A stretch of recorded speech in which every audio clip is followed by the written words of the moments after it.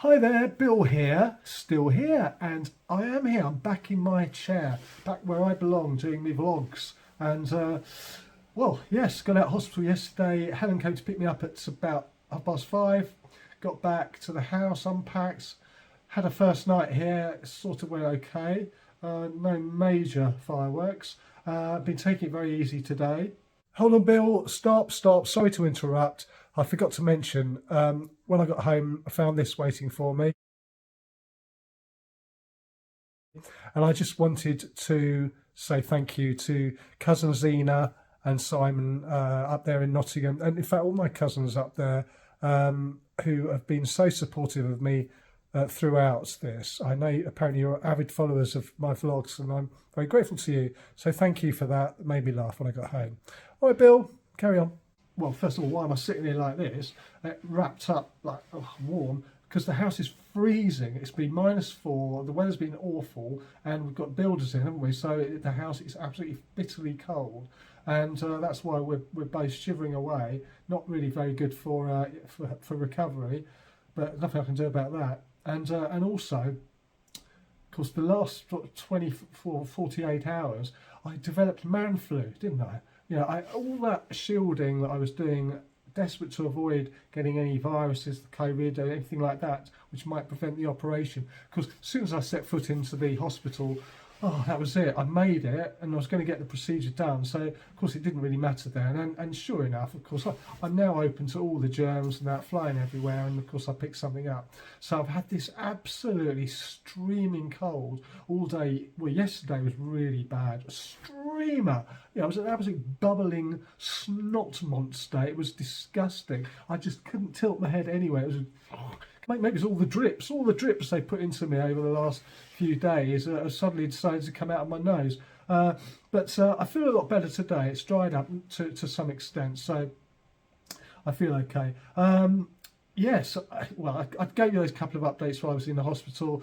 Yeah, there were ups and downs. I mean, they were going to send me home. It was a cock up. But they were going to send me home on the third day, and luckily Connie and Danko, the surgeon, intervened when they discovered it. Said no, it's much too early, and thank goodness they did, because as you know, I suffered a setback. The reason, do you remember I said that Danko, the surgeon, was worried? Well, my infection levels, because they take your blood all the time, and that's how they determine whether you've got raised infection levels. Mine were 55 times higher than they should be. This sounds really dramatic, and I'm probably fishing for sympathy, but I'm sure there's people way worse than me, but it sounds quite impressive. Yeah, 55 times. My infection levels were something around 265. That's why they spiked up to that, and that's why I was immediately sort of put onto these antibiotic drips and things to bring the infection levels down.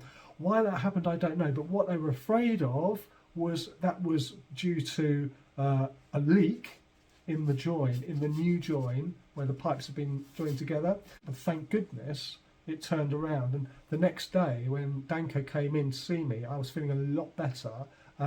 He was visibly relieved. And, well, so far, touch wood, everything's been okay since then. So I haven't lost a load of weight, which I thought I would after barely eating a thing for such a long time. Today I've been taking it easy. You build up your food, eating. I've got little appetite, to be honest. When I do try and eat something, I eat it and I think, oh, I don't really want much more of that. And it's because I've got to allow the food, it's got to be soft, so anything blocking the tubes, because, you know, we're waking tubes up that haven't been used for a year. And especially where Connie explained this to me, where the tubes are, bearing in mind I've got two of these joins, where the two tubes are joined together and there's a join like that, there's scar tissue, and that scar tissue reduces the width of that tube, the bowel at that point. So, and also I imagine the actual material around it is stiff and not so flexible as normally it would be. So the danger is that food can get stuck. And what you don't want is, obviously, you not eat your steak or something, and a steak goes down, and a lump of steak gets stuck. at that point, and all the other food is going to pile up on top of it. If that happens, I'm going to feel sick, and that is not good. That's a sign, though, that something is wrong. So I'm looking out for these sorts of things, and obviously I'm not eating steak.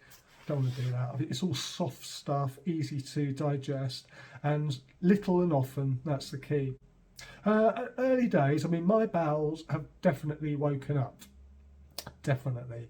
Oh, I don't know why I'm telling everybody this, but the whole point of this channel, as you know, was for people who go through the same thing to give you some tips and understanding about what to expect.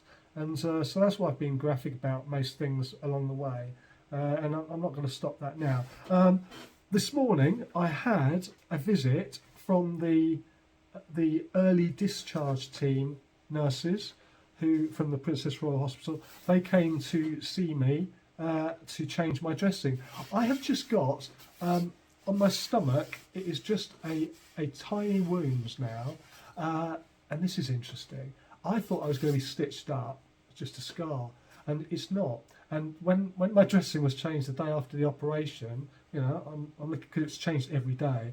I'm lying there looking down and watching the nurse do it, and so she takes this plaster thing off, and all that's underneath there is this sort of wadding. It's like a little, quite a thick bit of wadding, and which is quite hard. It's quite a lump, like a lump of wadding.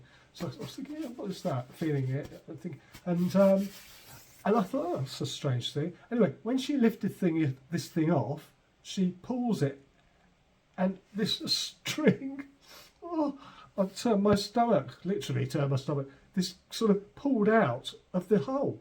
Like it wasn't that much. In my mind, in my memory, post-traumatic stress, if you like, it was like about a foot long. Well, it wasn't. It was probably an inch or so, which was pulled out of the wound. And the reason is, what they do is they have this little strip of this antibacterial material that they stuff down it with some tweezers, and then they just put the plaster over the top. So it's an open wound, and it naturally just heals up. It prevents bacterial infections, I think. It prevents, it's a better way to heal the wound.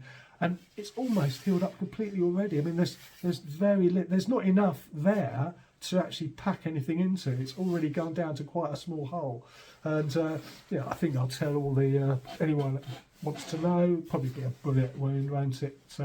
You know, when I'm in my bikini again, back on the beach in Spain in September, yes, it'll be the old bullet wound there. So yeah, that's pretty. Yeah, not very nice, but interesting. Oh yeah, that's right. So the nurse came this morning to change that dressing, and when she did, she's given me this bowel chart. It's called bowel chart. It's the Bristol Stool form scale, and I've got to keep a record here every time I go to the loo, which started this morning. And the idea is, goes from a type 1. No, it goes from a type 7 up to a type 1, which is basically, at the moment where I was expected to be as a type 7, which are watery, no solid pieces, entirely liquid. And I was feeling quite proud of myself today, because as I reached the poo number 3 or 4 this morning, at around 11:30, today, I promoted myself to a type 6, which is fluffy pieces with ragged edges, a mushy stool. So I was patting myself on the back about that one.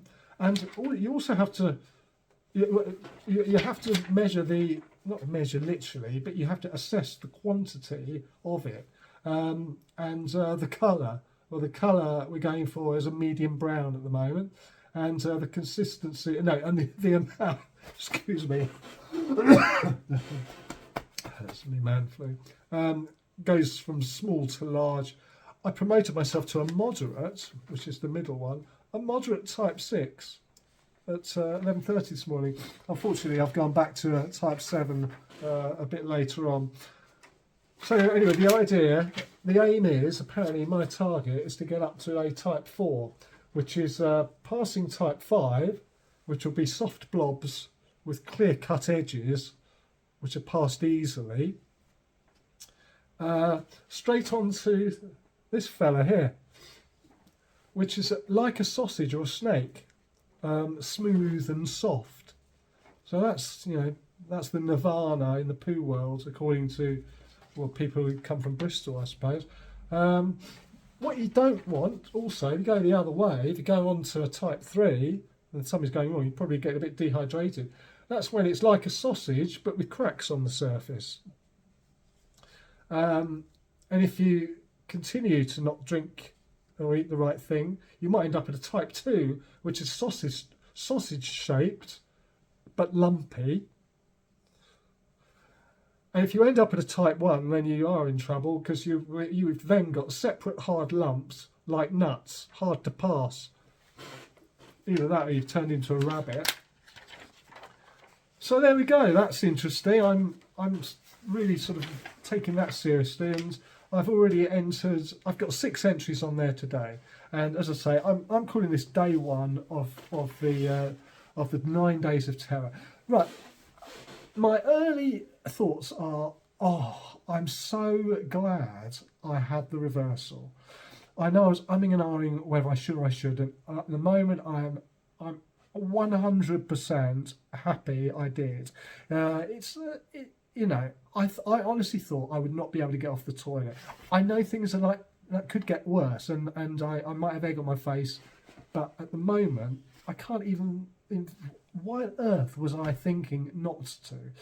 So don't believe all these scare stories on the internet. Do not believe them. It's not bad so far.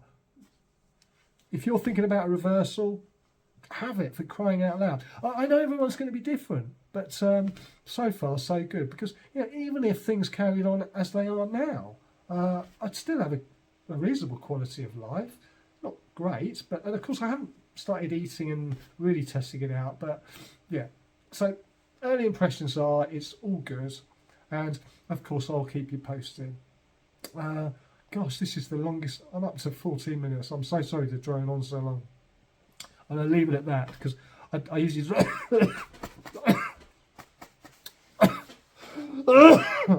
where's my bell? Helen. Where's my bell? Helen.